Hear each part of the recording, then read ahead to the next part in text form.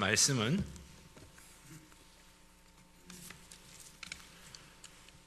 요한복음 14장 16절에서 18절 말씀입니다. 요한복음 14장 16절에서 18절 말씀.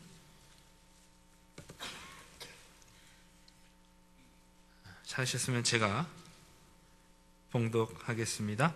내가 아버지께 구하겠으니 그가 또 다른 보혜사를 너희에게 주사 영원토록 너희와 함께 있게 하리니 그는 진리의 영이라. 세상은 능히 그를 받지 못하나니 이는 그를 보지도 못하고 알지도 못함이라.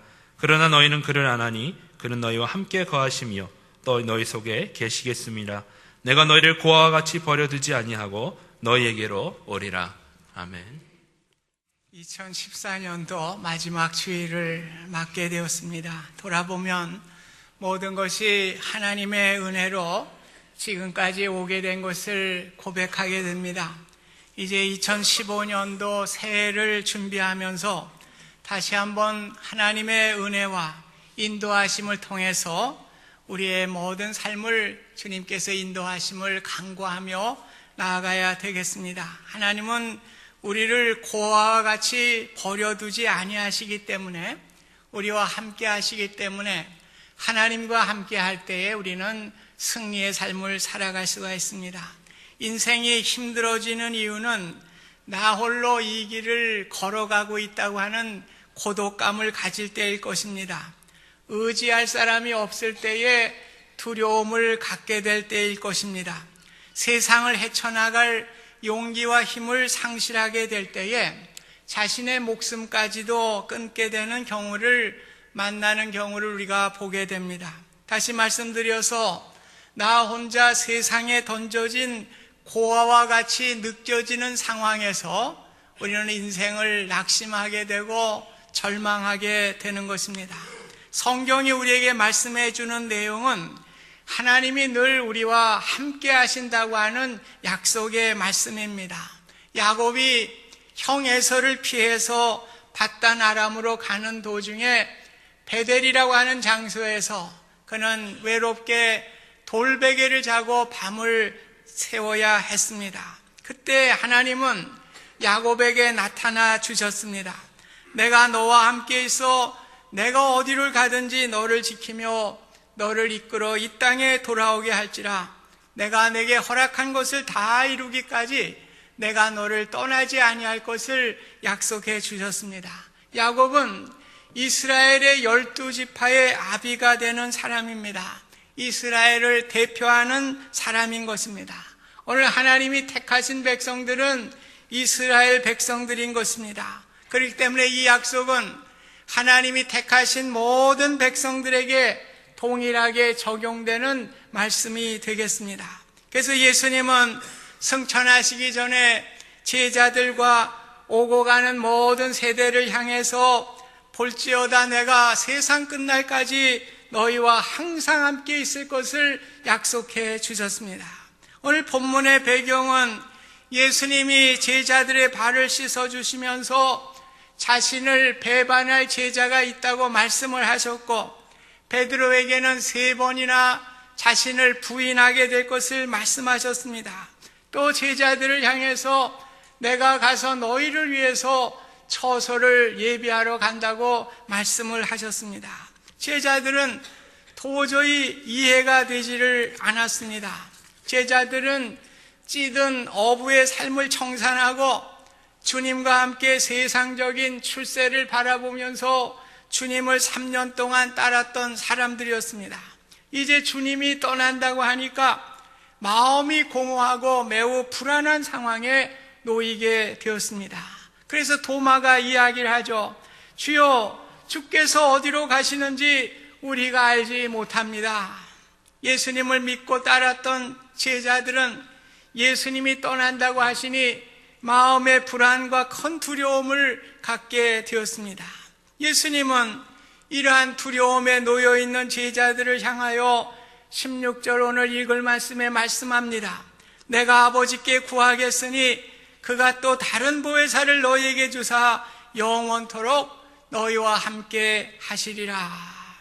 오늘 예수님은 3년 동안 함께 생활했던 제자들이 주님이 떠난다고 하시니까 근심과 염려를 하게 되자 다른 보혜사를 보내주실 것을 약속해 주셨습니다. 여기 다른이란 말은 알로스라는 말이에요. 사실은 우리가 좀 번역상에 좀 문제가 있겠습니다. 이 말은 본질이 같다는 말입니다. 다르다는 얘기가 아니라 본질이 같은 보혜사를 보내주실 것을 말씀해 주셨습니다. 그래서 예수님이 표현하신 것은 성부, 성자, 성령 삼위일체 하나님을 말씀해 주고 있습니다. 삼위일체 하나님은 위격은 다르지만은 다 본질이 같으신 하나님이십니다. 그래서 본질이 같으신 하나님이신 보혜사 성령님을 너희에게 보내주실 것을 약속해 주셨습니다. 그 보혜사는 잠시 너희와 함께하는 것이 아니라 영원히 함께하시는 보혜사 성령님인 것을 말씀해 주셨습니다. 예수님은 이 땅에 잠시 오셨다가 가셨습니다. 주님이 이 땅에 오신 목적은 우리 죄를 위하여 십자가에 죽으시기 위해서 이 땅에 오신 것입니다. 우리의 모든 죄를 다 걸머지시고 그 죄를 용서하시고 구원하시기 위해서 이 땅에 오셨습니다. 그래서 십자가에서 마지막 운명하시면서 하신 말씀이 다 이루었다는 말이에요. 다 이루었다는 말은 모든 값을 다 치루었다는 말입니다. 그래서 이제 내가 십자가에서 너희의 모든 죄값을 다 치루었다, 다 이루었다, 이렇게 말씀을 하신 것입니다. 왜 그렇습니까? 아담의 죄로 인해서 인류에게 죽음이 오게 되었습니다. 로마서 6장 23절에 죄의 싹은 사망이라고 말씀을 합니다. 죄로 말미암아 저와 여러분들 인류의 죽음이 오게 되었습니다. 오늘 예수님은 그 죄를 해결하기 위해서 십자가의 죽으심으로 말미암아 그 모든 죄값을 다 치르시고 이제 우리의 몫으로 남겨주신 것이 무엇입니까? 누구든지 저를 믿는 자마다 멸망치 않고 영생을 얻게 하려 하심이라. 우리의 모든 죄를 다 탕감해 주셨어요. 우리의 몫은 누구입니까? 우리는 누구든지 믿는 자마다 믿음으로 말미암아 우리는 영생을 얻게 되는 귀한 축복을 우리에게 허락해 주셨습니다. 그래서 우리에게 영생을 주시기 위해서 십자가에 죽으시고 부활하시고 승천하셔서 하나님 보좌 우편에 지금도 앉아 계시는 분이 예수님이신 것입니다. 예수님은 비록 자신이 이 세상에 없지만은 또 다른 본질이 같은 보혜사를 너희에게 보내서 영원히 너희와 함께 하실 것을 약속해 주셨습니다. 이 약속은 제자들뿐만 아니라 예수님을 믿는 모든 사람들에게 주시는 약속인 것입니다. 보혜사란 뜻은 위로자라는, 돕는 자라고 하는, 상담자라고 하는 뜻을 가지고 있습니다. 그래서 우리에게 보혜사를 보내주셔서 우리를 도와주시고 우리를 위로해 주시고 또 그 성령님과 우리가 상담하며 의논하며 살아갈 수 있는 은혜를 우리에게 허락해 주셨습니다. 예수님은 이 땅에 오셔서 3년 동안 제자들과 함께 지냈습니다. 그 3년 동안 제자들은 예수님을 볼 수 있었고 손으로 만질 수 있었고 함께 음식도 들게 되었고 예수님의 말씀을 들을 수 있는 축복을 얻게 되었어요.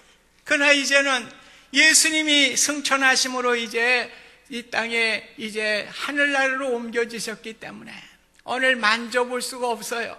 그래서 예수님은 오늘 보혜사 성령님 영으로서 우리와 함께 하실 것을 약속해 주셨습니다. 우리는 이제 눈으로는 볼 수 없지만 영으로 오신 그 하나님, 그 신비스러운 놀라운 은혜를 우리가 가지고 살아갈 수 있는 축복을 얻게 된 것입니다. 보혜사 성령님은 성부, 성자, 성령의 삼위일체 하나님이신 것입니다. 만물을 창조하시고 우리 인간을 창조하시고 그 하나님께서 우리를 만드신 그 하나님께서 내 안에 오셔서 나와 함께 하신다고 하는 엄청난 은혜를 우리에게 허락해 주셨습니다. 이것은 믿는 이들에게 가장 큰 최대의 축복이요 선물이라고 할 수가 있을 것입니다. 로마서 8장 14절 15절에 보면 하나님의 영으로 인도함을 받는 사람은 곧 하나님의 아들이라고 그랬습니다. 아들의 영을 받았으므로 우리가 아빠 아버지라고 부르짖느니라. 우리는 하나님의 영으로 인도함을 받아서 예수님을 구주로 영접하게 되고 하나님의 자녀가 돼서 아빠 아버지라고 부를 수 있는 하나님의 자녀가 되는 특권을 얻게 되었습니다. 그래서 17절 말씀에 보면 세상은 알지 못한다고 그랬어요.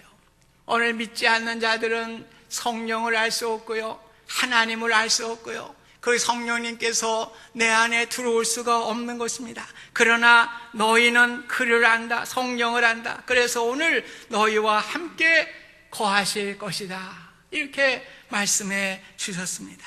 우리는 하나님의 영으로 인도함을 받아서 예수님을 영접하고 하나님의 자녀가 되어서 오늘도 하나님을 아버지라 부를 수 있는 놀라운 특권을 얻게 된 것입니다.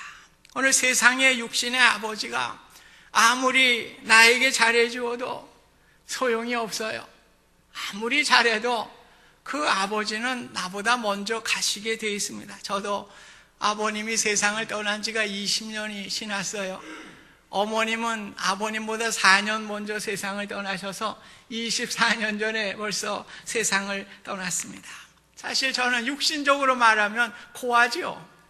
그러나 오늘 예수님을 믿고 영으로 인도함을 받게 되어서 이제 하나님의 자녀가 되고 하나님을 아빠 아버지라 부를 수 있는 영원한 아버지를 갖게 되고 우리가 영원한 고아가 아니라 영원히 그 하나님과 살아갈 수 있는 놀라운 축복을 얻게 된 것입니다. 얼마나 자랑스럽고 놀라운 일입니까? 천지를 지으시고 나를 만드신 하나님께 그 하나님이 내 안에 계시고 내가 그분을 모시고 살아간다고 하는 것은 얼마나 축복인지 모르겠어요. 그래서 그 아버지를 내가 아빠 아버지라고 부르면서 살아가는 놀라운 은혜를 우리에게 주신 것입니다. 성경에 나오는 믿음의 사람들의 이야기를 보면 전부 하나님을 아버지로 모시고 하나님과 동행했던 사람들의 이야기입니다. 예를 들어서 요셉도 보면 형들에게 버림을 받았죠. 그래서 구덩이에 던져짐을 받았습니다. 그리고 또 노예로 팔려갔습니다. 보디발의 집에서 열심히 일을 했지만은 또 누명을 쓰고 감옥에 갇히게 되었습니다. 역시 버림을 받았습니다. 그러나 하나님만은 요셉을 버리지 않았습니다. 고아와 같이 내버려 두지 아니하시고 종국의 애굽의 총리가 되게 하셔서 자신들을 미워했던 그 형제들을 다 애굽으로 부르게 되고 그들을 용서하며 하나님의 역사를 이루는 사람이 되게 된 것입니다. 오늘 하나님이 함께 하심을 믿었던 요셉에게 끝까지 떠나지 아니하시고 하나님의 뜻을 그를 통해서 이루게 되는 놀라운 축복을 얻게 된 것입니다. 참으로 저와 여러분들이 이런 걸 생각하면 너무나 하나님의 은혜가 우리에게 크죠. 세상의 이치는 내가 돈 많으면 친구들이 많이 따라요. 탕자의 예가 그런 것입니다. 돈을 가지고 펑펑 쓰게 되면 그 주변에 친구들이 많이 따르게 되어 있습니다. 그러나 빈털터리가 되게 되자 주변의 친구들이 다 떠나게 되는 것입니다. 그런데 우리 하나님은 내가 넉넉할 때에도 함께 하시고 내가 가난할 때도 함께 하십니다. 어떠한 상황에 있다고 하여도 우리를 떠나지 아니하시는 분이 보혜사 성령 하나님이신 것입니다. 왜냐하면 하나님의 자녀이기 때문에 그래요. 자녀이기 때문에 우리를 떠날 수가 없는 것입니다. 세상 사람들은 내가 이용 가치가 있을 때 따라들지만 이용 가치가 없으면 다 또 버리고 가요. 그러나 하나님은 내가 비록 감옥에 들어간다고 할지라도 나를 버리지 않습니다. 내가 병들었을 때에도 내가 늙어서 아무것도 할 수 없을 때에도 나를 버리지 아니하시고 고아와 같이 내버려 두지 아니하시는 분이 하나님이신 것입니다. 인생은 외로운 길입니다. 심지어 함께 살던 아내와 남편도 심지어 이혼하고 버릴 수도 있어요. 그리고 아무리 사랑하는 부부라고 할도 누군가 먼저 세상을 떠나게 되어 있습니다. 세상의 길은 어찌 보면 고아와 같이 외로운 길인 것입니다. 그러나 우리 보혜사 성령님 하나님께서 끝까지 나와 동행해 주시기 때문에 우리는 외롭지 않죠. 고아와 같지 않고 우리는 그 성령님과 함께 우리의 인생을 걸어갈 수가 있는 것입니다. 이사야 43장 1절 2절의 말씀입니다. 너는 두려워하지 말아라. 내가 너를 구속하여 너를 지명하여 불렀나니 너는 내 것이라. 내가 물 가운데 지날 때에도 내가 너와 함께 할 것이고 강을 건널 때에도 물이 너를 침몰하지 못하게 할 것이다. 불 가운데 지날 때에도 타지 않게 할 것이다. 불꽃이 너를 사르지 못할 것이다. 이렇게 약속해 주셨습니다. 우리에게 하나님께서 나와 함께 하신다고 한 믿음이 매우 중요합니다. 우리의 인생은 누구에게나 물 가운데 불 가운데 지나는 것 같은 두려움과 위기를 만날 때가 있는 것입니다. 이때 하나님이 나와 함께 하신다고 한 믿음을 갖게 될 때에 우리는 두려움을 극복할 수가 있는 것입니다. 그러나 이러한 믿음을 갖지 못하게 될 때에 우리는 두려움에 떨게 되고 낙심하게 되고 넘어지게 되는 것입니다. 가치관이라고 하는 것 가운데 고아의식을 가지고 살아가는 사람이 있다고 그래요. 이 고아의식 무슨 말이냐 하면 아무리 아이들이 좋은 장난감을 가지고 놀거나 좋은 환경에서 친구들하고 이렇게 함께 놀다가도 엄마가 그곳에 안 계신 것을 알게 되면 모든 것에 흥미를 잃어버리고 두려움에 빠져서 울음을 터뜨리게 된다고 하는 것을 이야기합니다. 그것이 고아의식이라는 거예요. 저와 여러분들은 다 고아의식을 갖고 살아가는 인간의 존재입니다. 오늘 내 곁에 누가 계셔야 돼요? 오늘 내 곁에 주님이 계실 때에 오늘 아무리 인생이 잘 나간다고 해도 내 곁에 하나님이 함께 하신다고 하는 믿음이 결여되면 우리는 언젠가는 두려움에 빠지고 불안감에 넘어지게 되는 것입니다. 우리가 잘 아는 중국의 석학인 이모당 선생이 있어요. 그분이 하버드 대학에서 40년 동안 교수를 했던 아주 석학이죠. 그분은 원래 신학도 했고요, 하나님을 알았던 사람입니다. 그러나 교수를 하면서 무신론자로 빠지게 되고 하나님을 배격하는 책을 쓰기도 했습니다. 그러나 그가 나중에 하나님께로 돌아오면서 하는 말이 하나님 없이 살았던 40년은 완전히 고아와 같은 생활이었다, 그렇게 고백을 합니다. 아무리 세상의 학문을 가지고 인기를 가지고 그렇게 나간다고 할지라도 거기에는 공허함이 있는 거예요. 거기에는 남모를 슬픔이 있는 것입니다. 그래서 자기가 하나님 없이 살았지만은 40년 동안 내가 하나님께 돌아오기 전까지는 고아와 같은 삶이었다고 그는 고백하게 된 것입니다. 그렇습니다. 아무리 내 능력과 힘으로 잘 살아간다고 큰 소리를 친다고 해도 하나님 없이 살아가는 삶은 두려운 삶입니다. 마치 물을 건너가고 불 가운데 지나가는 것과 같이 늘 위기의식을 가지고 살아가게 되는 것입니다. 우리 자녀들 시대는 점점 어려워져요. 왜 그렇습니까? 우리가 물질에 풍요한 것 같은데 무한 경쟁 시대에 살고 있기 때문에 오늘 우리 자녀들은 스트레스가 많습니다. 강박감이 많습니다. 그래서 우리 자녀들을 많이 위로해 주셔야 돼요. 자꾸만 프레스 주지 말고요. 그래서 아이들이 너무나 지금 스트레스를 많이 갖고 살아가는 시대, 갈수록 더 심해지는 거예요. 왜 그래요? 무한 경쟁 시대에 살아가기 때문에 마치 살아가는 것이 살얼음판을 건너는 같은 두려움의 연속인 것입니다. 오늘 우리에게는 고아의식과 같은 생각을 갖고 살아가게 되는 것입니다. 오늘 주님이 나와 함께 하신다. 오늘 주님이 나와 함께 하심을 믿을 때에 우리는 이 모든 것을 떨쳐버릴 수가 있는 것입니다. 칼빈의 5대 강령 가운데 선택받은 하나님의 백성들을 끝까지 견인해 주신다고 하는 성도의 견인이라고 하는 것이 있습니다. 그래서 하나님이 택하신 자들은 버리지 아니하시고 끝까지 함께 하심을 이야기하고 있는 것입니다. 베드로가 3번이나 주님을 부인하지 않겠다고 호언장도 했죠. 그러나 계집종 앞에서 3번이나 주님을 모른다고 부인을 했습니다. 그런 주님의 부활을 체험하고서도 고기를 잡으러 디베리아 바닷가에 가서 그 주님을 온전히 믿지 못했어요. 주님은 이러한 베드로를 끝까지 포기하지 않죠. 끝까지 포기하지 않고 그를 찾아갑니다. 요나의 아들 시몬아, 내가 나를 사랑하느냐? 3번씩 물으시면서 그를 용서하시고 그로 하여금 주님의 사명을 감당하게 하셨습니다. 베드로는 주님을 버렸지만은 주님은 베드로를 끝까지 찾아가시고 버리지 아니하셨습니다. 이 시간에도 내가 금년 한 해 주님과 동행한 삶을 못 살아서 믿음으로 살지 못해서 이렇게 염려하시는 분이 계십니까? 여러분은 염려할지 모르지만 우리 주님은 끝까지 저와 여러분들을 놓치지 않아요. 끝까지 우리를 붙들어 주시는 것입니다. 나에게 주님이 함께 하지 않을 거야, 이런 염려하지 마세요. 오늘까지 우리가 믿음으로 살지 못했다고 해도 우리 주님은 저와 여러분을 버리지 아니하십니다. 끝까지 붙들어 주십니다. 고아와 같이 버려두지 아니하시고 끝까지 찾아와 주시고 함께 해주시는 주님이신 줄 믿으시기 바랍니다. 그래서 그 주님과 함께 2015년도를 준비하는 우리 모두가 되실 수 있기를 주님의 이름으로 축복드립니다.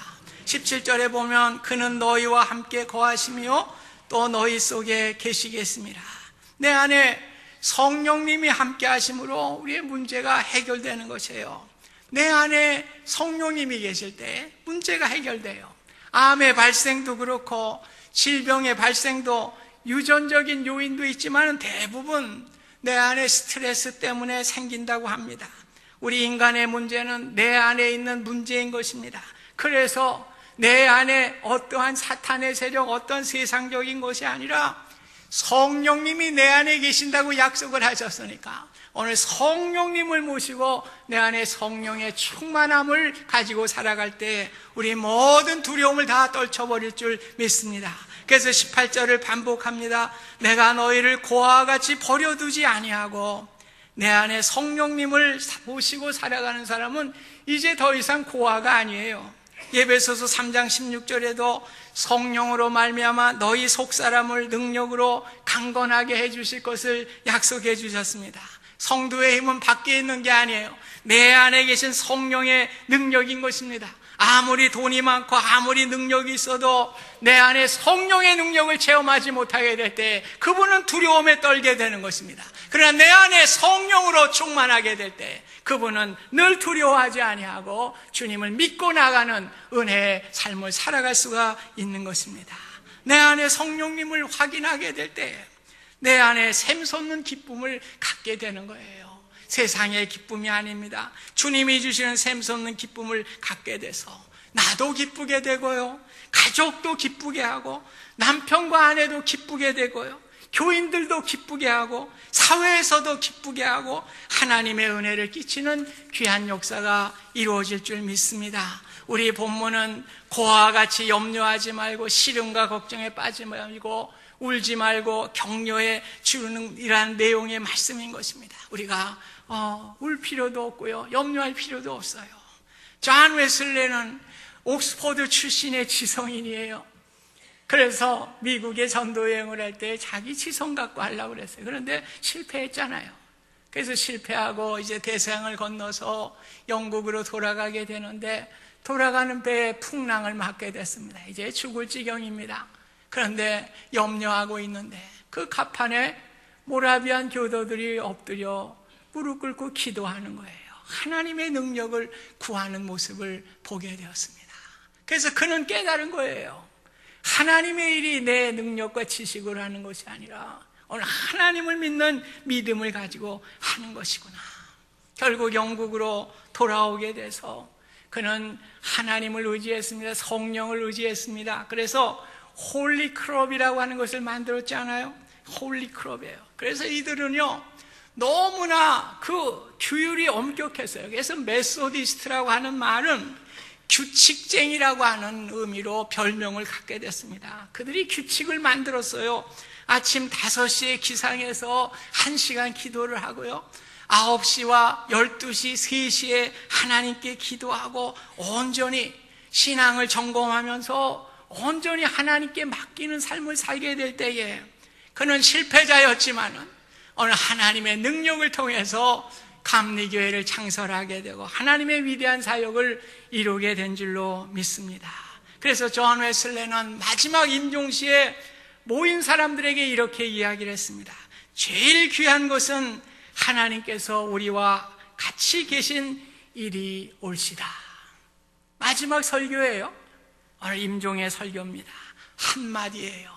오늘 하나님이 나와 함께 하신 것이 가장 나의 인생의 귀한 일이었습니다. 이렇게 고백을 했습니다. 2014년도를 돌아보시면서 여러분의 삶이 고아와 같이 두렵고 외롭고 힘들어 하는 삶이라고 생각되어지십니까?